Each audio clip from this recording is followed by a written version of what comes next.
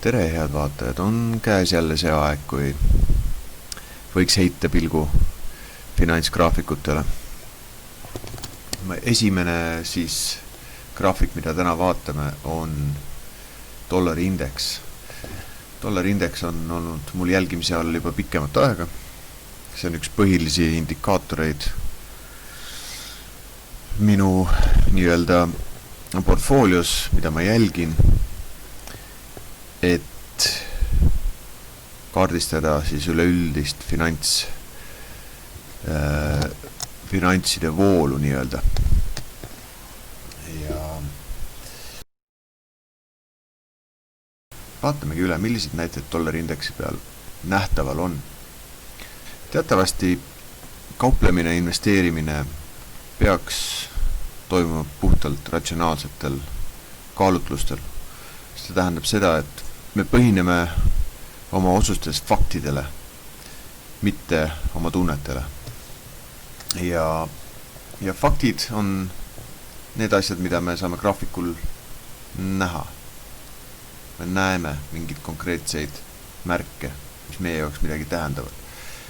Ja antud juhul siis dollari indeksil ma jälgin 21 nädala liikumise keskmist, mis on siin näha sinine joon, ja viimane protsess siis hind sööstis oluliselt allapoole seda 21 nädala liikumise keskmist, korrekteeris ennast siis vastu seda joont ja peale mida toimus tugev müümine.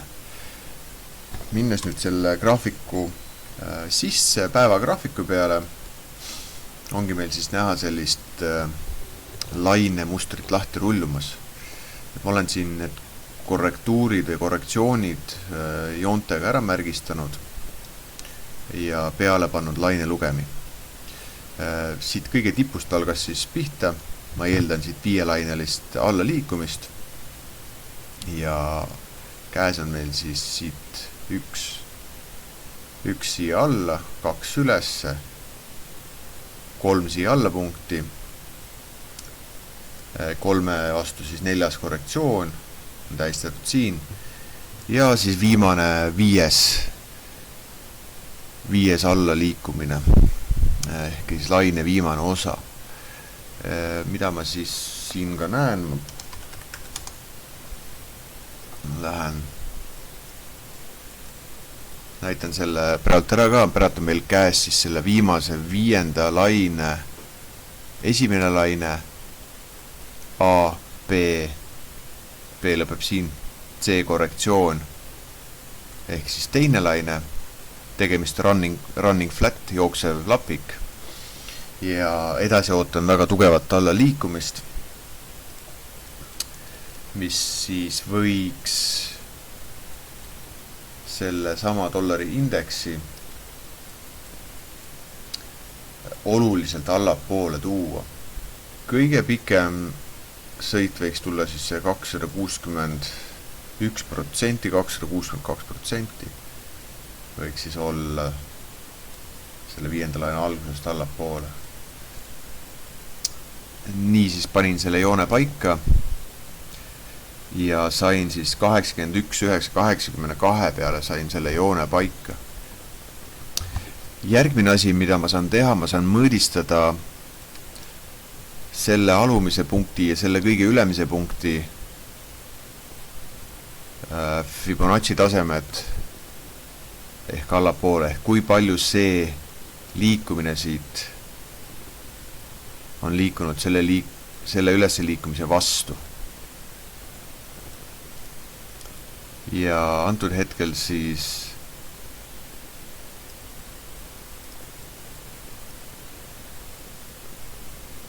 tõmbasin tasemed peale ja see 61%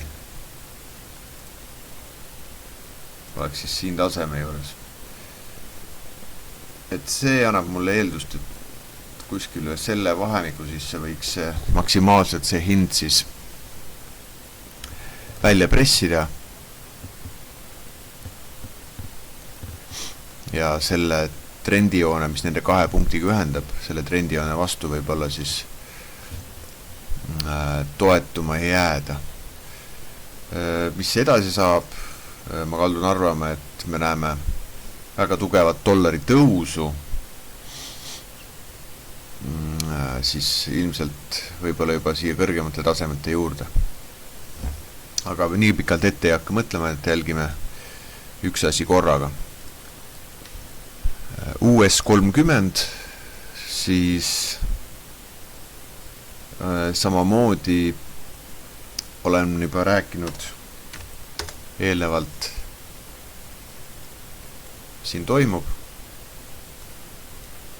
ja endiselt siis on minu peamine laineluge siiet 1, 2, kolmas laine, flat korrektsioon ehk lapikkorrektsioon neljanda lainena ja toimumas siis viimane 5. laine. See annaks ka kinnitust eelnevalt seletatud dollari indeksi analüüsi põhjal, et USA aktsiaturg siis näeks siis viimast sellist tugevamat tõusu ennem kui suurem langus hakkab. Ja vaatan üle ka võimaliku prognoosi selle 5. laine valmimiskohaks, samuti maksimaalne 260% esimesest lainest. Panen siia peale, kust see 5. laine algas. On üpris reaalne, et 37 800 on üks võimalik punkt, 160% oleks siis 33 200. Et nüüd tuleb lihtsalt vaadata selle sama 5. laine progressi, kuidas see asi siin välja mängib. Et kuna dollari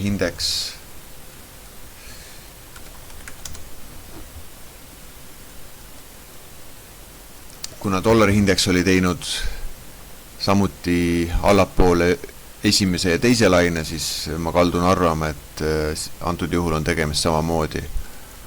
Esimene laine